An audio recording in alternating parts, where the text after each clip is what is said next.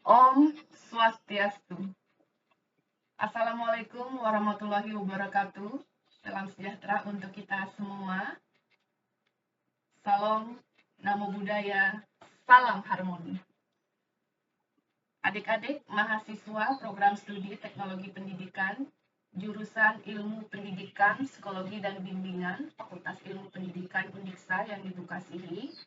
Pada pertemuan ini akan dilakukan pendampingan tahap 1 penyusunan naskah media video TV pembelajaran. Baik, silahkan adik-adik membuka kembali file naskah awal media video TV pembelajaran yang adik telah submit pada Learning Management System e-learning Undiksa untuk mata kuliah video TV pembelajaran. Dari komponen-komponen naskah yang ada, jadi langkah awal menyusun naskah itu terletak pada tahapan yang pertama, yaitu penyusunan ide. Ya, perumusan ide ini terdiri dari dua bagian, ide pokok dan ide penunjang. Ide pokok atau gagasan utama itu muncul sangat cepat ya, secepat kilat gitu ya. Dan munculnya ide ini kita tidak duga. Ya, ide ini bisa muncul dari penulis naskah, yakni adik sendiri. Bisa juga muncul sebagai jawaban atas tantangan atau kebutuhan yang sedang berkembang. Atau bisa juga permintaan dari pemesan program. Ya, oke. Let's brainstorming ideas ya. Nah, ide dirumuskan ke dalam dua ide pokok dan ide penunjang. Ide pokok itu adalah gagasan utama.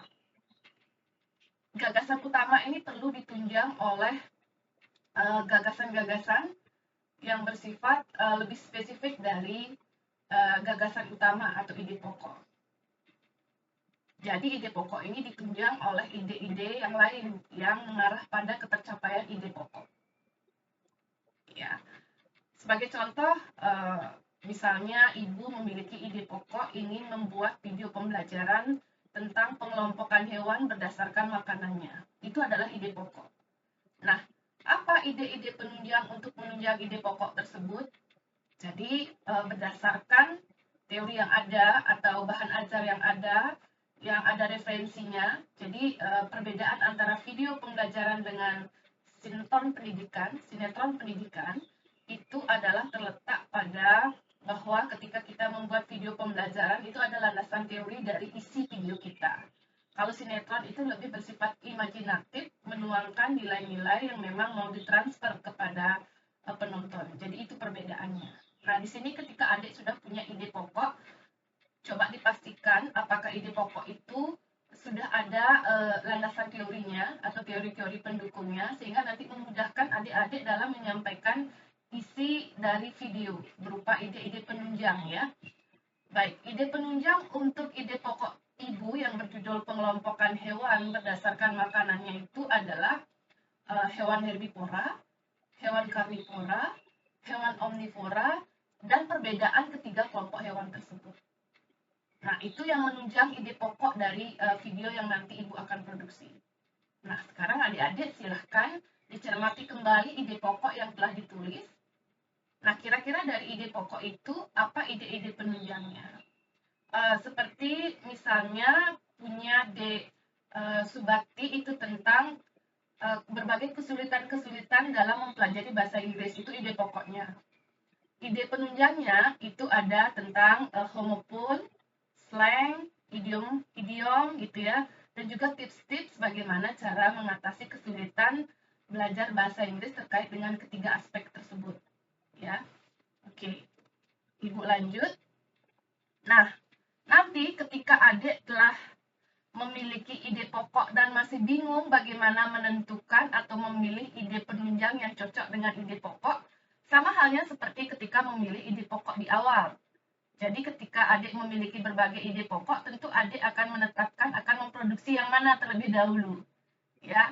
Jadi ketika memilih ide itu ada dengan cara menyusun bertingkat, ada juga dengan cara showdown. Menyusun secara bertingkat artinya dari kumpulan ide-ide yang ada adik-adik berikan peringkat ranking yang mana yang terbaik, 1, 2, 3. Ketika sudah menentukan, ya stick ya, taat pada itu untuk dilakukan kelengkapan naskah selanjutnya. Seperti misalnya punyanya De Indra Setiawan. Jadi De Indra punya kalau tidak salah 4 ide pokok ya. Jadi 4 ide untuk pengembangan videonya. Ada tentang pembelajaran aritmatika untuk siswa kelas 5 dan kelas 6 SD. Lalu terkait dengan pelajaran biologi juga ada. Kemudian yang ketiga itu tentang muatan lokal ya, bagaimana membuat canang sari gitu ya. Atau ada yang keempat ya, kalau nggak salah itu yang keempat yang mungkin berkaitan dengan hal-hal yang hampir sama dengan ide 1, 2, 3. Cuman sekarang ditentukan yang mana ide yang dianggap terbaik untuk dikembangkan. Ketika misalnya De Indra Setiawan sudah memilih ide yang ketiga misalnya, bagaimana mengajarkan seni budaya membuat canang sari untuk muatan lokal siswa. Jadi dipilih dulu beberapa ide-ide yang menunjang untuk ide pokok tersebut. Semisal apa itu canang sari, struktur komponennya apa saja, lalu bagaimana cara membuatnya, terakhir apa manfaatnya. Jadi satu ide pokok itu ada beberapa ide penunjang yang menunjang pencapaian ide pokok. Nah, selain menyusun secara bertingkat seperti tadi, memberikan peringkat 1, 2, 3 dari ide-ide yang muncul, kita juga bisa melakukan dengan teknik showdown. Showdown itu artinya kita kumpulkan semua ide dalam kertas mirip seperti kartu remi ya, dituliskan di sana idenya, lalu dikocok, setelah dikocok, kartu-kartu tersebut yang berisi ide-ide itu dibagi menjadi 2. Ya, yang kanan pilih bagus apa tidak, yang kiri pilih bagus atau tidak. Kalau bagus kita tarik, kalau tidak kita sisihkan kartu itu. Nah, itu kira-kira teknik memilih ide, sehingga dari ide pokok yang kita tentukan, kita memperoleh ide penunjang yang dapat menunjang ide pokok tersebut. Nah, ketika ide-ide itu sudah terpilih, bagaimana caranya menyusun ide-ide itu? Nah, kalau itu memang adalah kronologis, jadi urutan kejadian untuk hal-hal yang bersifat prosedural, ada silakan pakai yang teknik kronologis.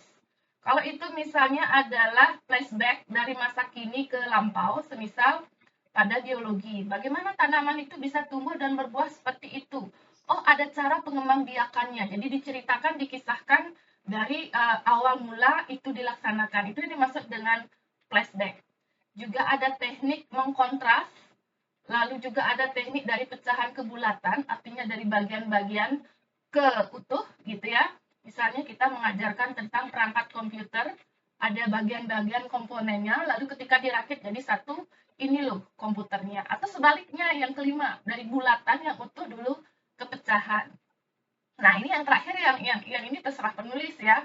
Mana suka, yang mana saja yang menurut adik-adik memang cocok untuk mengirimkan pesan ya dari video yang adik buat. Oke. Nah, setelah adik menentukan ide pokok dan ide penunjang, selanjutnya adalah silahkan identifikasi siapa sih penonton dari video yang nanti adik produksi.